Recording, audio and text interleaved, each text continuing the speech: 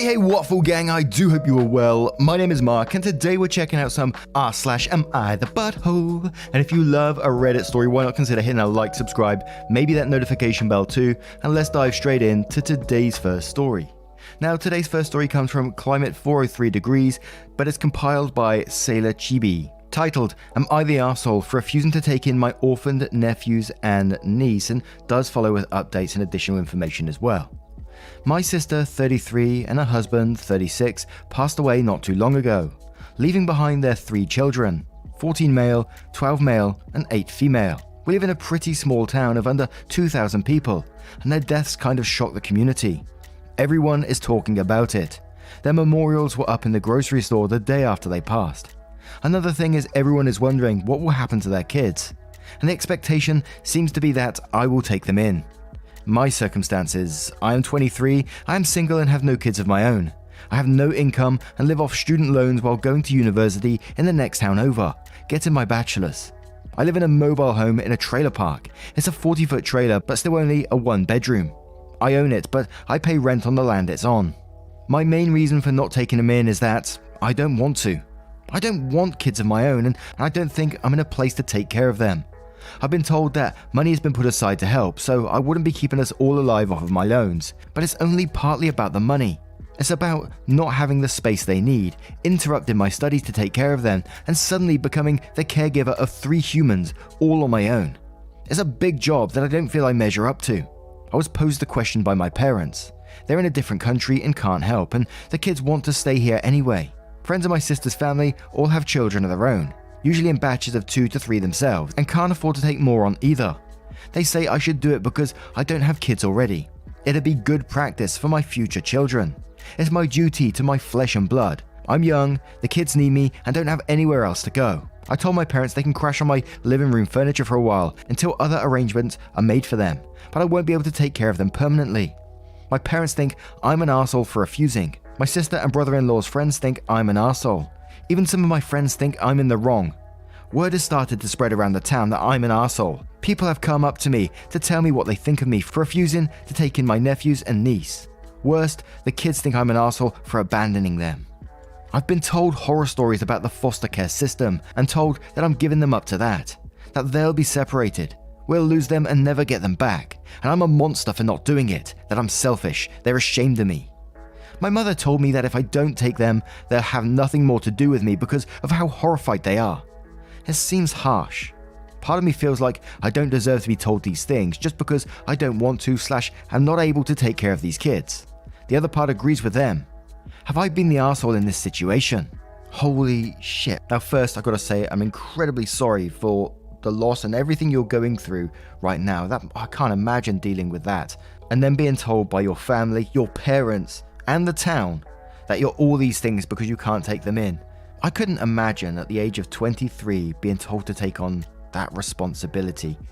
I know their family. I know he probably loves them. But logically speaking, his living situation and taking in 3 children and dealing with their needs, wow, I just couldn't imagine it. And then being told by all these people around you that you're the arsehole for not taking this on and that have nothing to do with you. This information being spread around the town and alienating you from everyone else. Holy shit. But we have some edits that say I sat down and ran the numbers about my finances, and this is what I could come up with for anyone interested. The amount of money left behind to help raise them is 25,000 Canadian dollars, and I think that's around 19k USD. I don't think it'd be possible to raise 3 kids to 18 on that amount, especially not because one of them will be 10 years away. I would need to supplement that with a job, definitely. But I am 3 years into my bachelor's and have accumulated quite a lot of debt that I would also need to pay off if I stopped going to school. As for my student loans, I will break down those finances. After my tuition is paid, I am left with about 4.8k for the time school is on and the break month in between semesters. My rent for this plot is $550, so of that 4.8k, 2.2k goes to rent every 4 months, leaving me with 2.6k to buy food, gas, insurance, etc. All told, I have 7.8k a year to purchase needs. I don't know if this matters, but the poverty line for families with 2 adults and 2 children is 30k Canadian dollars.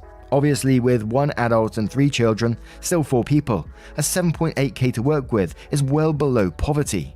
Because of all that and all of your guys' responses, I have tentatively figured I am not the arsehole. My plan going forward will be to try and sit down with the kids, at least the oldest, and talk to him about my finances, to hopefully show him that it's not because I don't care about him and his siblings that I don't take him, but because there is no chance they will have a good life with me as their guardian. I will also tell my parents about my finances. Hopefully, if they see the resources I have available, they will stop this crusade to get me to take them in and accept that they will need to step in if they want the kids to stay together. I feel like even if I try to take them, the government would just take them away anyway. Also, while I was out, someone keyed the shit out of my car, lol. So I think I will need to move if people don't calm down. Then in response to a comment saying the social services probably wouldn't let OP take the kids anyway and querying whether their parents attended the funeral, their response was, I would hope that social services won't let me so I can have an excuse my family would see as valid. I think my parents told the kids that I don't want them, and the kids told their friends, and their friends told their parents, and it got around that way, making everyone think the same thing my parents do. It's such a tight community here that everyone thinks they're okay to comment on other people's lives. They didn't come in person, no. My mother is in the vulnerable list for COVID infection, and they have been self-isolating so they don't catch it. They attended via Skype. Then in response to a comment suggesting that OP's parents are putting too much emphasis on OP's location, and says, I agree with you. Thank you for your words. My parents live rather comfortably, but I am well below the poverty line. They should prefer to live with their grandparents than their trailer park uncle, just because the care they will receive will be better. Then in response to a comment asking if OP's parents are too old to raise the children, then says they aren't really. They got an early retirement, so they're still relatively young, late 40s for my mother, early 50s for my father. I think they are the best choice, I agree with you. They were here for a while but moved back to Russia for early retirement when they made enough money to do it. Thanks for your thoughts. In response to a comment asking why OP's sister and brother-in-law hadn't made arrangements for their kids in the event that they had died, he says, thank you. I don't want to agree entirely because I don't want to speak ill of the dead, but I kind of have to. It is because they were underprepared for their inevitability that this is happening. If they had put a moment's thought into it, they would have realized the situation they were putting everyone, but especially their kids, into. I appreciate your thoughts. Then in response to a comment suggesting that OP's parents could move to Canada to look after the kids. It does suck. Thank you for your words. I am a little sick of it. I really hate that they involved the kids in this and told them that I don't want or love them and I'm abandoning them to the foster care system. I feel like that was counterproductive. If they wanted me to take the kids, why did they turn the kids against me? Then the kids turned their town against me and I will have to move now. Someone keyed my car while I was at the store. Hostile. Who knows what's next for them? Even if my parents do get what they want, the kids will have to move with me so they don't get what they want. Total clusterfuck. I don't know if I even want to have anything to do with my parents anymore, even if it is to share custody. The whole thing has made me really sour. In response to a comment asking if OP has realized their finances might be in better shape than they realized with help from the government. Finances are a big part of it, I admit. They are the part that I feel least like an arsehole about because I cannot deny hard numbers. But there is also a fact I'm going to school right now, and I am 3 years into my bachelor's degree. I have plans after I get my bachelor's to get my master's and then possibly even doctorate. Though I can probably get a job without it, so I may hold off. I would not really be able to go to school and support them, even with a payment from the government.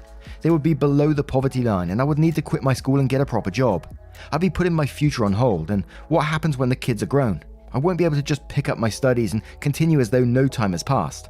I am also not ready for kids. Not the financial aspect, or the emotional aspect. I never wanted kids.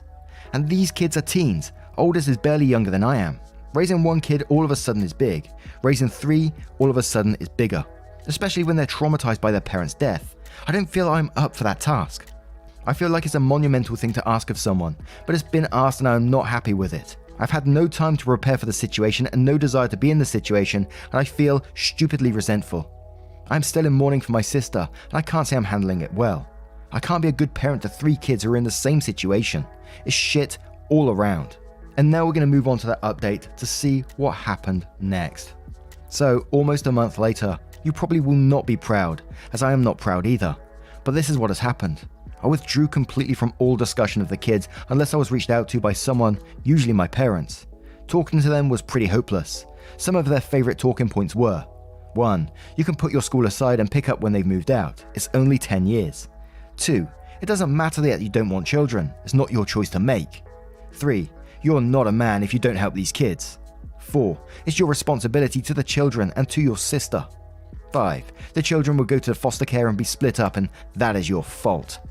Oh god. They dodged all discussion of finances by saying that either my student loans will cover it or I'll just have to get a real job and stop being a spoiled intellectual. In the sense that I belong to the intelligentsia. Apologies if I got that wrong. Not that I'm smart or anything. They definitely used it as an insult, or that my siblings put money aside for the kids. When I told them the money they put aside is only 25k Canadian or 19k USD, they told me that is the perfect amount for raising kids on. Eventually, I clued in that arguing with them is useless and started to only repeat one thing: you take them in then. No matter what they said, I countered it with, you take them in then, sometimes adding on things like, it's selfish not to take them in, you take them in then. This is part of what I was least proud of, as it was very immature of me. I'm sure they wanted to wear me down into accepting. Truthfully, it was you guys that gave me the idea, as well as told me to stand my ground, and for that, I'm grateful. Finally, they raged out and told me I was disowned. Forget you are our son. Forget you are family. We refuse to have such a monster in the family. Forget how to speak our language because it's not your country anymore. We will cut you out of every picture that has you in it. You will know what it means to be rejected by your family, like you have rejected those children, etc. Last I heard, there was plane tickets in the works to bring them to my parents, so I guess I'm off the hook with them, so to speak. Honestly, I'm done with the whole family, kids included. If they want to hate me over this, then I guess they hate me. Closer to home, things have been rough. I spent the time sorting out who I could still count on as friends. The town itself I've completely written off. My car was a piece of shit anyway, so people kept keying it and it didn't matter. I ended up moving as I was definitely no longer welcome here. Ultimately, I don't feel like I won or I have a happy ending to share, even though things have ended and everything is resolved. So there is your update. I hope it is closure for those of you interested in how it ended up playing out. OP then responded to a comment that said this should be looked at as a win, and then says, in some ways I agree. To an extent, I wanted to have my cake and eat it too. Not have to take the kids, but also not get disowned. However, I know this is not how the world works, and if I think about it, I'm sure I will agree this is the best case scenario.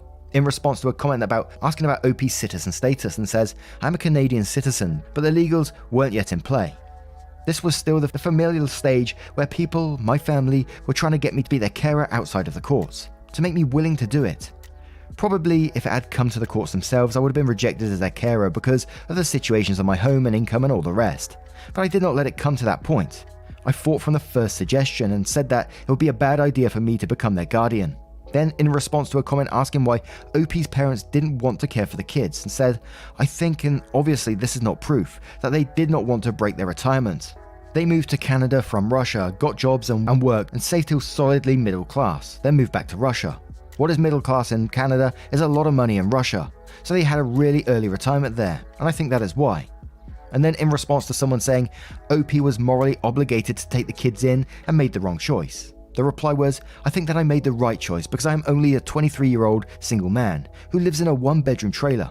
I'm now trying to grow up into an adult, but I need to get a degree before I can get an adult job. I make 7.3k Canadian spare a year. True growth does not matter if it means 3 kids are suffering just so I can be an adult. My parents, on the other hand, are much wealthier than me. They are still quite young for grandparents. There are 2 of them, which is better for managing 3 kids, and neither of them work, as both live off their very substantial savings. Morally, I think it would have been wrong for me to take them because there was no way they would have a good life with me. The only way they would not be in poverty would be to live with my parents, which has now happened or will very soon. And I'm just so angry at OP's parents in this situation. Everything they said to OP, dragging him down, saying, that amount of money that you got, was it 19k USD or whatever, is the perfect amount to raise 3 children. I mean, what the fuck? And it just felt to me, the parents have gone back to Russia to live their own lives now. They've got their retirement money, which is, enough money for them for their retirement, so they don't want to ruin that good thing for themselves. And that's the way it felt to me, and I'm sorry if that sounds harsh in any way, but they just don't want to add 3 children to the mix because obviously their retirement fund isn't going to cover that. So it almost sounded like they would do anything to make sure OP would take these children on, regardless of their situation, and saying that they'd disown him and all this sort of stuff, they can forget the language and all that. Oh, bloody horrible people. But what do you guys make of this situation? Let me know your thoughts in the comments below, and we'll move on to another story. And our next story comes from Vince, who says, am I the asshole for having my 25 female, uncle 56 male arrested? So I moved into an apartment I owned back in 2020. I keep to a very minimalistic lifestyle, so I don't actually own very much at all. But what I do own, I like it to be a good investment for the long run, relevant for later. I ran into a plumbing issue that wasn't easy to fix, at least not for me who knows zero about plumbing. I called my uncle asking if he could help. He came over with my aunt to take a look at what was going on, and I don't like her. There are quite a few reasons. She took my grandmother's ring despite it being willed to me. She pushes over people to get what she wants. She uses her mother's death as an excuse, always leaving out that her father and she were, according to those who knew them then, exceptionally cruel to the mother. My uncle used to be really great until she came along. Now he bends to her every whim. I digress. She comes and complains that it looks like I am dirt poor, that I have minimal furnishings and that it looks uptight. I say I'd rather make memories than have stuff and leave it there. Then she notices my silver box that I keep sterling flatware in. Now, this is just me. I spent a good year or so saving money to buy nice flatware. My reasoning was it will grow in value. I can pass it along to my children and it will, or can, last a long time. She starts asking me what's in it and I brush her off. She keeps on, as she does, and I say it's heirlooms. Not true, but still. She keeps on and I break saying it's flatware. She then asks me how many places settings and I say I can't remember. She goes on to say she has this small dinner party and can she borrow it, and I say no. She pouts the rest of the time. They leave with my uncle saying he needs a few tools and specific part to fix my plumbing and he will come back later. I thank him and say bye. We arrange for about a week later for him to come back with a key I left in a lockbox since I would be working. I come home, look around, my damn silver box is missing and I know exactly who has it. I call the police, I give all the information and show them photos I took for insurance. Long story short, my box was in their dining room when they showed up and my uncle is arrested for theft. My aunt keeps calling me, screeching at me that I am horrible for this and going to hell for giving him a criminal record. I say he should have thought about that before she made him do that, not being able to take no for an answer. The silver itself is a rarer pattern and not easily replaceable. She threw my comment back in my face saying, I thought you wanted memories. It's just stuff. I hung up on her. Here's where I think I am the arsehole. My uncle only did it because of my aunt in my opinion, so I'm effectively punishing someone who wouldn't have done it without the influence. Then I get mad all over again and I think what a breach of trust it is and feel fine. Am I the arsehole? Edit, for clarification regarding the ring. I'll just put my comment up here because it got buried. It went missing for quite a while. I don't actually know my aunt had taken it until I saw her wearing it at a family function years later. She tried to play it off that it was a different ring and I didn't have the money, time or willpower to deal with it at the time with school and everything. My mum was dealing with cancer, so I put it on the back burner. Also edit 2, I didn't have them or try to retrieve it myself because of the ring. I didn't want it to go missing if I gave them the heads up. Thank you for all the replies so far. Absolutely not the arsehole at all, and I know you feel bad for your uncle in this situation, but he made the decision to do that in the end. He listened to Aunt and went along with it, so this is totally on him, I'm afraid.